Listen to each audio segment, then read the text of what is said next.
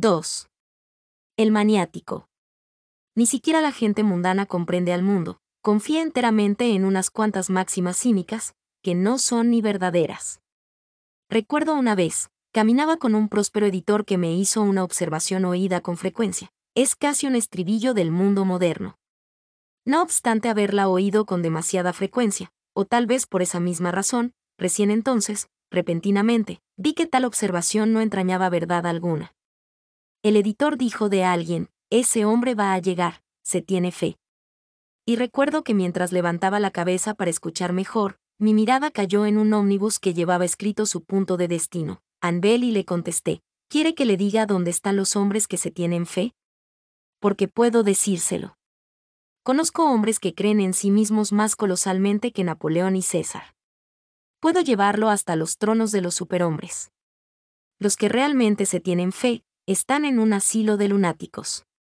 Me respondió que no obstante esa creencia mía, había muchos hombres que se tenían fe y no estaban en manicomios. Sí, los hay, repuse, y usted más que nadie debe conocerlos. Aquel poeta borracho a quien usted rechazó una tragedia lúgubre creía en sí mismo. Aquel viejo pastor que escribió una obra épica y de quien usted se escondía en la trastienda, creía en sí mismo. Si usted consultara su experiencia de editor en vez de consultar su horrenda filosofía individualista, sabría que haberse tenido fe es una de las características más comunes de los fracasados. Los actores que no pueden actuar, creen en sí mismos, y creen en sí mismos los deudores que no le pueden pagar. Sería más cierto decir que un hombre fracasará porque se tiene fe. Tener completa fe en sí mismo no es exclusivamente un pecado. Tenerse fe absoluta es una debilidad. Tenerse fe completa, creer completamente en sí mismo, es tener una creencia histérica y supersticiosa. El hombre que la tiene, lleva la palabra Anvil escrita en su frente, con tanta claridad como la lleva escrita ese ómnibus. Mi amigo el editor, dio esta profunda y efectiva réplica a mis conclusiones. ¿Y si un hombre no debe creer en sí mismo, en qué debe creer? Luego de una larga pausa respondí, iré a casa y escribiré un libro contestando a esa pregunta. Y este es el libro que escribí para contestarla. Pero creo que muy bien puedo empezarlo donde se inició nuestra discusión, en la vecindad de un manicomio. Los modernos maestros de la ciencia insisten sobre la necesidad de basar toda investigación en un hecho. Los antiguos maestros de religión se mostraron igualmente entusiastas de esa teoría. Empezaron basándose en el hecho del pecado, un hecho tan evidente como las papas. Fuera posible o no fuera posible que el hombre se purificara con ciertas aguas milagrosas, no cabe duda de que necesitaba purificación. Pero algunos caudillos religiosos de Londres, relativamente materialistas, comenzaron en nuestros días a negar, no la discutible milagrosidad del agua, sino a negar la indiscutible existencia de la mancha. Ciertos teólogos modernos discuten el pecado original, que es el único punto de la teología de la cristiandad que puede ser realmente probado. Algunos discípulos del reverendo R. J. Campbell admiten la inocencia divina que no pueden vislumbrar ni en sueños, pero niegan, especialmente, la culpa humana que pueden ver hasta en la calle. Los santos más intransigentes y los más obcecados escépticos, por igual unos y otros, tomaron el positivo mal como punto de partida de sus argumentaciones. Si es cierto, como evidentemente lo es, que un hombre puede hallar exquisito placer desollando un gato, el filósofo religioso puede llegar a una de dos conclusiones. Debe, o negar la existencia de Dios, que es lo que hacen los ateos, o bien negar la inalterable unión entre Dios y el hombre, que es lo que hacen los cristianos. Parece que los nuevos teólogos piensan llegar a una solución altamente racionalista negando el gato. En esta situación especialísima, evidentemente ahora no es posible, con una esperanza remota de aceptación general, comenzar como comenzaron nuestros padres, basándose en el hecho del pecado. Este mismo hecho que fue para ellos, y es para mí, tan evidente como la luz, es precisamente el hecho que ha sido discutido o negado. Pero aunque los modernos nieguen la existencia del pecado, supongo que no han negado aún la existencia del manicomio. Todavía estamos de acuerdo en que actualmente se produce un colapso intelectual, tan innegable e inconfundible como el derrumbe de una casa. Los hombres niegan el infierno, pero aún no niegan el manicomio. Para no perder de vista los fines de nuestro primer argumento, el uno, el infierno, podría muy bien reemplazar al otro, el manicomio. Quiero decir que, si una vez todos los pensamientos y las teorías fueron juzgadas según condujeran al hombre a perder su alma, así, por nuestro presente punto de vista, todas las teorías modernas pueden ser juzgadas, según conduzcan al hombre a perder sus cabales. Es cierto que algunos hablan de la locura, con soltura y simpatía, como si se tratara de algo amable y atrayente. Pero un minuto de reflexión basta para demostrarnos que si hallamos belleza en la enfermedad, generalmente es en la enfermedad de otro. Un ciego puede ser pintoresco, pero se necesitan dos ojos para ver lo pintoresco, y similarmente, aún la más salvaje poesía de la locura, solo puede percibirla el cuerdo. Para el insano su locura es perfectamente prosaica porque es perfectamente cierta.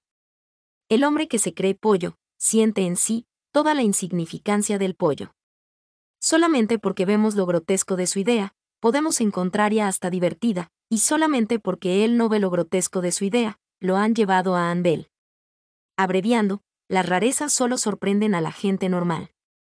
Las rarezas no sorprenden a la gente rara. Por esa razón, la gente normal se sabe divertir y la gente rara siempre se lamenta del aburrimiento de la vida. Por esa razón, las novelas modernas fenecen, y por esa razón, los cuentos de hadas permanecen. Los viejos cuentos de hadas presentan al héroe como un joven humano normalmente normal. Sus aventuras son las sorprendentes, y lo sorprenden porque es normal. Pero en la novela psicológica moderna, el héroe es un anormal, él, que es el centro, no es bien centrado. De ahí que las aventuras más extrañas no logren sorprenderlo adecuadamente y que el libro resulte monótono. Se puede escribir la historia de un héroe entre dragones, pero no la de un dragón entre dragones. El cuento de hadas relata lo que hará un hombre cuerdo en un mundo loco. La novela, sobriamente realista de hoy, relata lo que un hombre esencialmente loco puede hacer en un mundo cuerdo. Empecemos pues en el manicomio, desde este fatídico y fantástico albergue, iniciemos nuestro viaje intelectual. Ahora, si es que vamos a contemplar la filosofía de la cordura, lo primero que hemos de hacer es destruir un grande y difundido error. Por todas partes se ha difundido la idea de que la imaginación, especialmente la imaginación mística, es peligrosa para el equilibrio mental del hombre.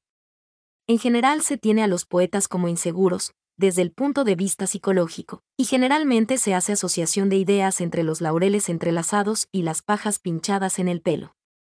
Los hechos y la historia desmienten tal interpretación. Muchos de los poetas, de los verdaderamente grandes poetas, han sido no solo perfectamente cuerdos sino extremadamente aptos para el comercio, y si Shakespeare alguna vez contuvo caballos, fue porque era el hombre más indicado para contenerlos. La imaginación no provoca la locura. Para ser exacto, lo que fomenta la locura es la razón. Los poetas no enloquecen, los jugadores de ajedrez sí. Los matemáticos y los cajeros se vuelven locos, pero rara vez enloquecen los artistas que crean. Como podrá verse, en ninguna forma ataco la lógica, digo solamente que el peligro de la locura reside en la lógica, no en la imaginación. La paternidad artística es tan saludable como la física. Sin embargo, vale la pena destacar que cuando un poeta fue realmente mórbido, comúnmente lo fue porque existía algún punto débil en su racionalismo. Poe, por ejemplo, fue realmente morboso, no porque fue poético, sino porque fue esencialmente analítico. Aún el ajedrez era demasiado poético para él, le desagradaba porque había demasiados caballeros y castillos, como en un poema. Abiertamente manifestó su preferencia por las fichas negras, que sobre el damero parecían el punteado de un diagrama. Quizás el ejemplo más contundente es este, que solo un gran poeta inglés se volvió loco. Cowper. Y decididamente, fue llevado a la locura por la lógica, por la extraña lógica de la predestinación. La poesía no fue su enfermedad sino su remedio, la poesía, en parte conservó su salud. Por algunos momentos, pudo olvidar el rojo y sediento infierno al que lo empujaba su horrendo necesitarismo, entre las extendidas aguas y los lirios blancos del Duce.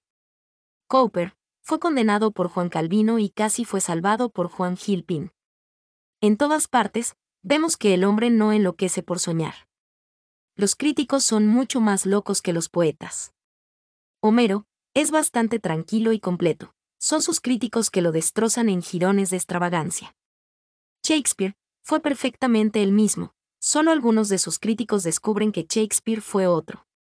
Y San Juan Evangelista No obstante haber visto en su visión muchos monstruos extraños, no vio criatura alguna tan salvaje como uno de sus comentaristas. El hecho general es claro. La poesía es cuerda, porque flota sin esfuerzo en un mar infinito. La razón pretende cruzar el mar infinito y hacerlo así finito.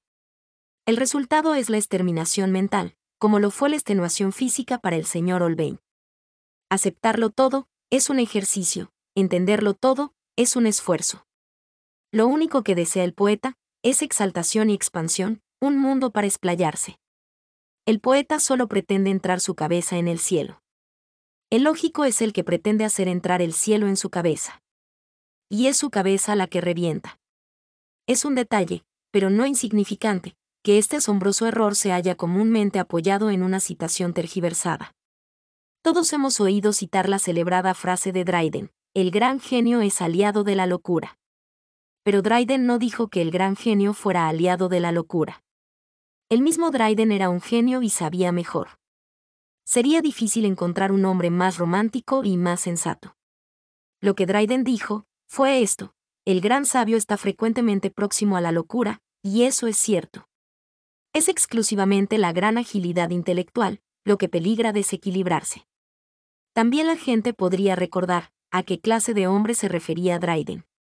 No se trataba de un visionario ajeno a este mundo como Vaughan o Jorge Herbert. Hablaba de un cínico hombre de mundo, un escéptico, un diplomático, un político práctico. Esos hombres, ciertamente están próximos al desequilibrio. Su incesante investigar en el cerebro propio y en el ajeno, es oficio peligroso. Siempre es peligroso para la mente penetrar la mente. Una persona espiritual preguntó por qué decíamos loco como un sombrerero.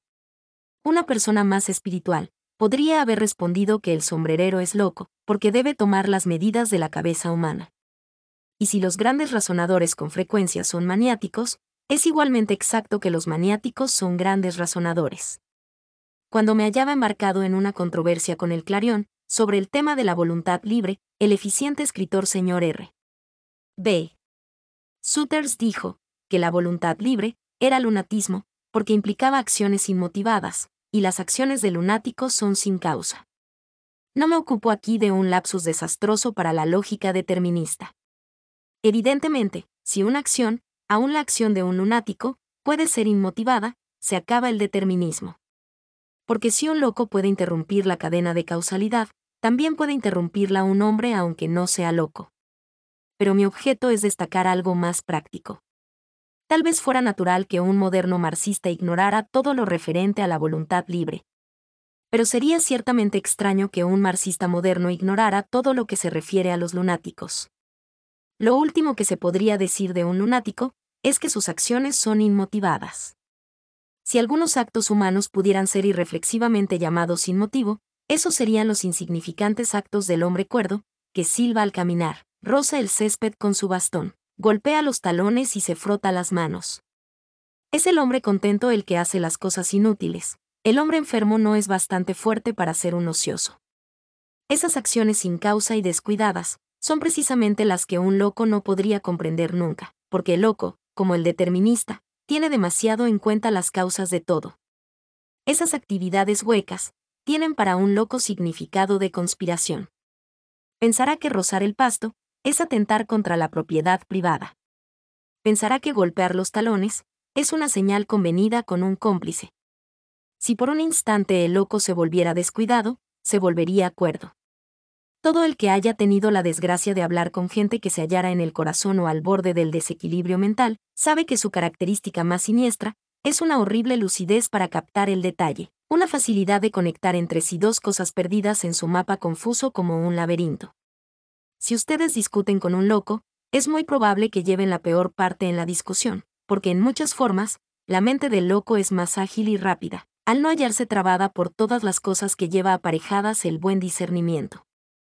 No lo detiene el sentido del humor o de la caridad o las ya enmudecidas certezas de la experiencia. El loco es más lógico, por carecer de ciertas afecciones de la cordura. La frase común que se aplica a la insania, desde este punto de vista, es errónea. El loco no es el hombre que ha perdido la razón. Loco es el hombre que ha perdido todo, menos la razón. Las explicaciones que un loco da sobre algo son completas y con frecuencia en un sentido estrictamente racional, hasta son satisfactorias. O para hablar con más precisión, la explicación del insano, si bien no es concluyente, es por lo menos irrefutable, y esto puede observarse en los 2 o 3 casos más comunes de locura. Si un hombre dice, por ejemplo, que los hombres conspiran contra él, no se le puede discutir más que diciendo que todos los hombres niegan ser conspiradores, que es exactamente lo que harían los conspiradores. Su exposición concuerda con los hechos tanto como la de ustedes. O si un hombre dice que es el legítimo rey de Inglaterra, no es una respuesta adecuada decirle que las autoridades lo catalogan loco, porque si realmente fuera rey legítimo de Inglaterra, eso posiblemente sería lo más sabio que atinaran a hacer las autoridades existentes. O si un hombre dice que es Jesucristo, no es una respuesta decirle que el mundo niega su divinidad, porque el mundo niega también la divinidad de Cristo. Sin embargo, ese hombre está equivocado. Pero si intentamos exponer su error en términos exactos, veremos que no es tan fácil como pudimos suponerle. Tal vez lo más aproximado que podríamos hacer es decir esto, que su mente actúa en un círculo perfecto pero estrecho.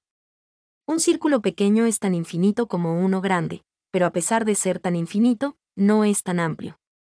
Del mismo modo, la explicación del insano es tan completa como la del sano, pero no tan vasta. Una bala es redonda como el mundo, pero no es el mundo. Hay algo así como una amplia universalidad, y algo así como una estrecha y restringida eternidad. Lo podemos ver en muchas religiones modernas.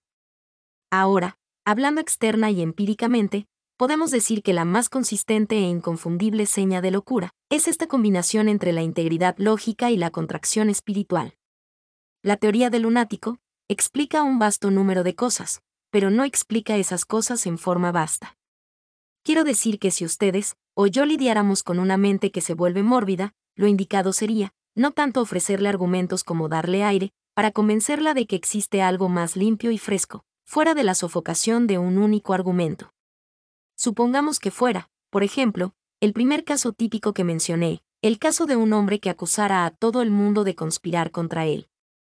Si pudiéramos expresar nuestros profundos sentimientos de protesta, apelando contra tal obsesión, supongo que le diríamos algo así, admito que usted tiene su caso y que lo siente de corazón, y que muchas cosas son como usted dice.